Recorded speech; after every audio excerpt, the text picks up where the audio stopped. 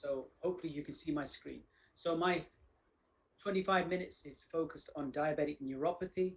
What is diabetic neuropathy? Well, it is certainly the Cinderella complication of the three major microvascular complications. Why the Cinderella complication? I think two reasons. One, we do not have very good ways of detecting early diabetic neuropathy, unlike nephropathy and retinopathy. We rely very much on clinical neurological examination, and I will show you the problems that we have with that approach. The main problem is that because of this delay in early diagnosis, we are dealing always far too late, in that the patients who have significant diabetic neuropathy will present with diabetic foot ulcers, with painful neuropathy, which is actually associated with quite advanced, or it is associated with advanced neuropathy. So therefore, in essence, we are dealing with this complication, which is far too late. And the consequence of diabetic foot ulceration, we know, is amputation. But post-amputation, the mortality of people with diabetes is actually 5 years is 70%. And in those people who've got end-stage renal failure, the mortality at 2 years is actually 74%. So can we do things differently? No. In fact, if you look, the 5-year mortality for somebody with a diabetic foot ulcer is 42.2%. Compare this to common cancers, prostate, breast, colon, Hodgkin's, bladder, much lower mortalities. Lung cancer actually has a comparable mortality to diabetic foot ulceration. And similarly, if we look at the other major cardiovascular outcomes, for example, stroke, post-MI, COPD, you see that the 5-year mortality again of somebody with a diabetic foot ulcer is much higher. So what are we doing wrong? Well, I believe that our whole diagnostic approach to diabetic neuropathy is wrong, because it relies on the clinical neurological examination, the monofilament examination, and very rarely vibration perception and neurophysiology. But what group of fibers are we looking at when we are using neurological examination and monofilament? The A beta fibers, but we are ignoring the C fibers. And the C fibers, key points: one, these are the earliest to be damaged, and two, actually they show repair way after large fibers have ceased to repair. And so we have to think differently. And Marcus Aurelius, way back in AD 161, actually, so this is a video from Gladiator, if it works. And he said, we need to learn to measure what we value, not value what we can easily measure.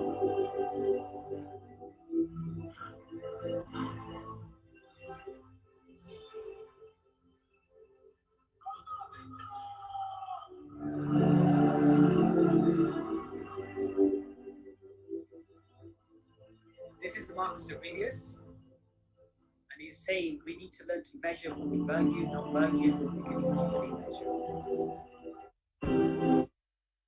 So how do we change this approach to diabetic neuropathy? Well, I would say actually we harness not 17th century technology, which is neurological exam monofilament, but 21st century technology. And that 21st century technology is now here, and it is in the form of instruments like corneal confocal microscopy. So corneal confocal microscopy is an ophthalmic instrument which allows you to rapidly scan the front of the cornea and actually diagnose neuropathy, nerve damage, at a very early stage. So this is actually the instrument, exactly what it does. And we can actually scan, much like a CT scan, through the cornea, particularly looking at the small fibers in the cornea as a surrogate of peripheral nerve fibers elsewhere. And this is this is not new technology, actually. This is something that we've been developing over the last 20 years almost. The very first study we did showed very clearly, if you take healthy controls and you look at their nerve fibers, their C nerve fibers, these are multiple small, these lines represent these C nerve fibers. In a patient with established severe diabetic neuropathy, the stage at which we are currently diagnosing most of our patients using the monofilament, you can see there's actually very few nerve fibers left. So we have actually quantified these corneal nerve fibers. And what you see is, compared to healthy controls, there is a progressive fallout of these nerve fibers. And instead of using the monofilament approach, which is diagnosing these people at severe end-stage neuropathy, what we have is a way of diagnosing this problem at a very early stage. So in the patients with diabetes, we can simply scan the cornea and identify early diabetic neuropathy. Even in people with impaired glucose tolerance before they develop type 2 diabetes, we've shown that using corneal confocal microscopy, there is a reduction in 3 corneal nerve parameters: corneal nerve fiber density, the branch density, and the length.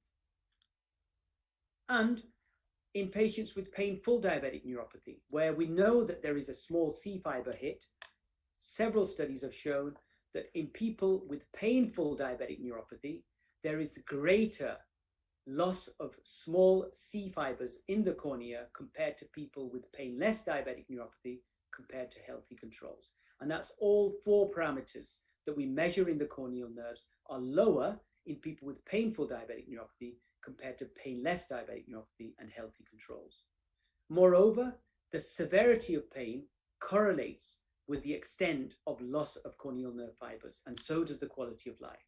And in a separate study, we've again confirmed this, that those with painful neuropathy have lower corneal nerve fiber counts compared to painless neuropathy and controls.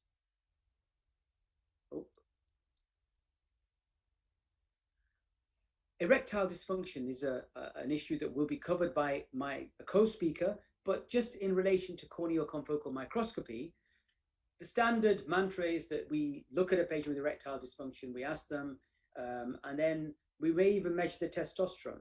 But actually, if you look at the relationship between the severity of erectile function and the testosterone levels, there is actually, in this study and multiple other studies, very little relationship between the level of total testosterone and the severity of ED. However, if you look at their corneal nerves, what you see is a really very nice relationship between increasing severity of erectile dysfunction and loss of corneal nerve fibers.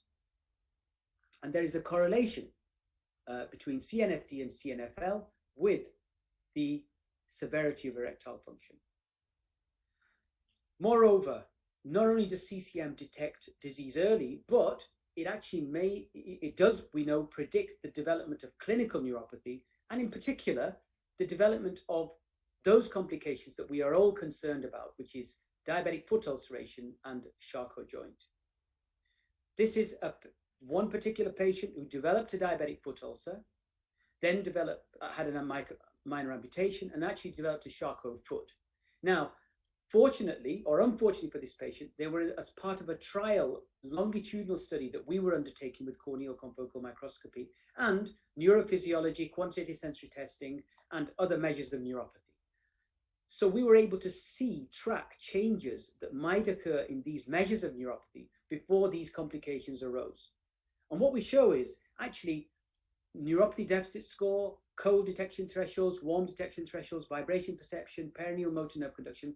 Over a period of 4 years, nothing really changes. They were abnormal, but they didn't really change. Whereas corneal confocal microscopy, before the patient developed an ulcer, before the patient had their amputation, and before they particularly developed Charcot foot, you can see that the corneal nerve fibers measures started to fall.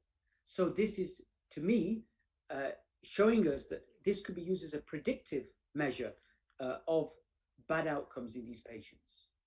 The other thing that, everything is in the news about long COVID at the moment. So actually, we need to be aware of this, because we know that patients who develop COVID, acute COVID, a lot of them will get better.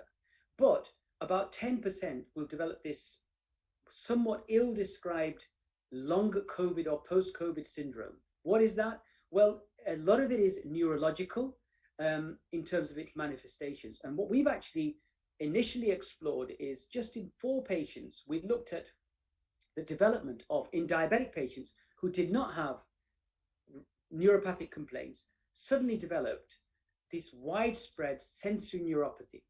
And when you look at these patients, they clearly had symptoms, consolidation, they had SARS-CoV-2 PCR positive, and they were all intubated. McGill Pain Questionnaire was positive in that they all had developed painful neuropathy, but their deep tendon reflexes actually were relatively well preserved, suggesting that this could be a small fiber hit. And in fact, when we assessed quantitative sensory testing in these patients, this is several weeks after they'd recovered from their SARS infection, COVID infection, we found that these were markedly abnormal. And in fact, we've now gone on to look at a cohort of about 40 patients who've recovered from COVID. And what we show is 2 things. One, that their corneal nerve fibers are hit in a proportion of patients, around again about 10% of patients. They have less corneal nerves, and they have these immune cells, which are present in much higher numbers in these patients. So we have patients who develop these neurological symptoms post-COVID have lower corneal nerves and higher Langerhans cells. So is there anything we can do for diabetic neuropathy, or do we just use some clever instruments and diagnose it and commiserate with the patient? Well, there is.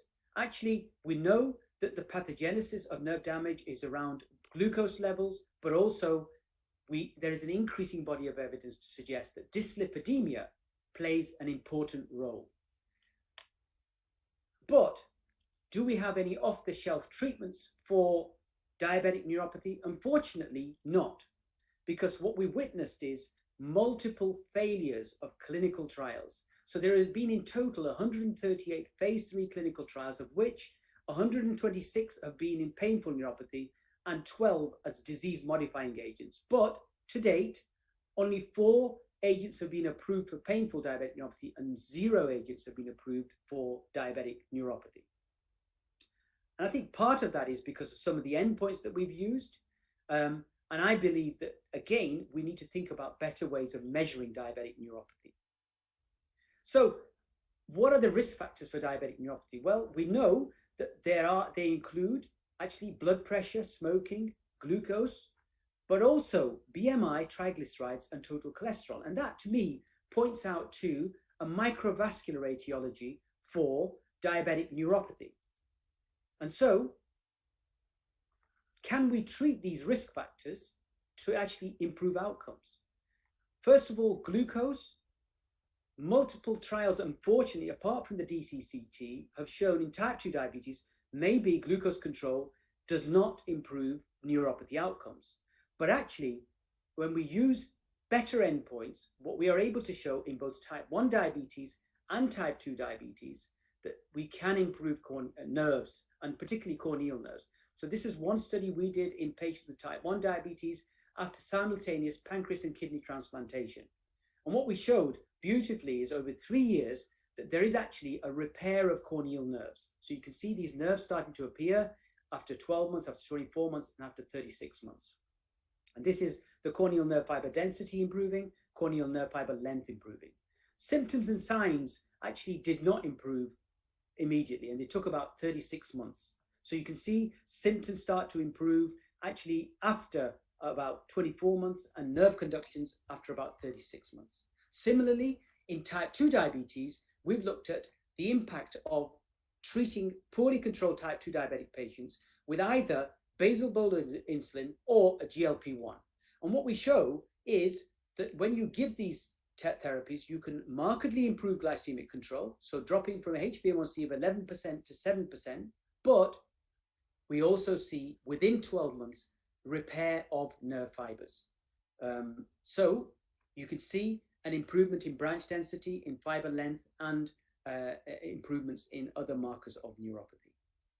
Hypertension is also clearly an important factor for diabetic neuropathy. And what we've shown for hypertension many years ago, actually, in a trial that we did in Manchester with the ACE inhibitor trandolapril, you can take patients who are apparently normotensive, no microalbuminuria, you give them an ACE inhibitor, and their nerve function improves. Motor nerve conduction velocity, M wave amplitude, and F wave latency. Lipids are important. Again, I think coming back to this role for microvascular, vascular disease in the genesis of diabetic neuropathy. So I believe that there are data to suggest that we can improve diabetic neuropathy through modulating the lipids. So what is that data? Well, there are large prospective studies comparing people who were on statins compared to those who were not on statins, followed over 5-6 years. And what you see is a clear signal that if you are on a statin, your risk of developing diabetic neuropathy, and for that matter, erectile dysfunction, was 44% lower if you were on a statin compared to not being on a statin. And there is a small trial with the rosuvastatin, which has actually shown that over a period of 6 months, there is an improvement in nerve conduction from 40 meters per second to 42 meters per second, simply by being treated with rosuvastatin. Similarly, fenofibrate, you can see fenofibrate 200 milligrams over 5 years actually reduces the risk of minor amputation by almost 50%. Moreover, there are now data with omega-3 in neuropathy in type 1 diabetes. So this is a study from Toronto that shows, again, corneal nerve fiber repair after 12 months of therapy with omega-3 supplementation. And more recently, we have now actually completely by chance, we were doing a study in people with obesity.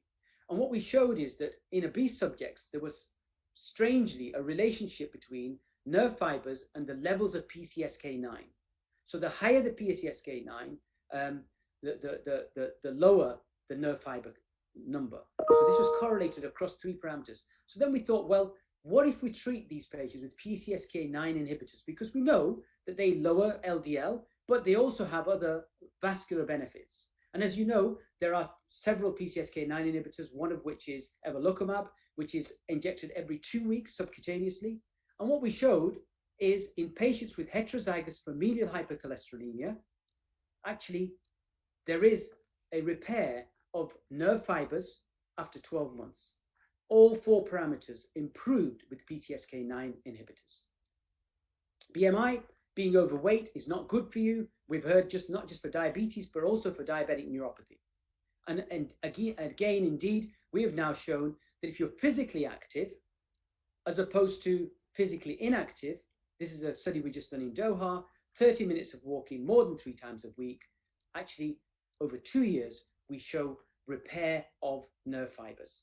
Both corneal nerve fiber density and corneal nerve fiber length was greater in those who were active compared to those who weren't active. Bariatric surgery, everybody loves it for losing weight, but actually it also has an impact. And we've shown in now 3 different cohorts that if you have diabetes or no diabetes, if you're overweight, particularly markedly obese, bariatric surgery results in not only you looking better, but repair of corneal nerve fibers. This is 12 months data. We now have 24 months data that confirms that there is actually a repair of nerve fibers with bariatric surgery. So I'll just finish off with painful diabetic neuropathy. We know it affects 34% of people. We know if you're obese, you're more likely to develop painful diabetic neuropathy. But we also know we don't diagnose it very well. So up to 80% of our patients in Doha were not diagnosed with painful neuropathy. Treatment of painful diabetic neuropathy, standard therapy is, of course, pregabalin and gabapentin or duloxetine. And this is the ADA criteria or the ADA advice, which is using either of these agents. But of course, we know that there is a new agent that's been approved, tapentadol, in 2012. And more recently, the FDA have approved Quatenza, 8% capsaicin patch in 2020. The other important aspects I think we need to all be aware of is the role of vitamin D. There are now 2 independent studies that show if you have painful diabetic neuropathy, the levels of vitamin D are lower compared to painless diabetic neuropathy.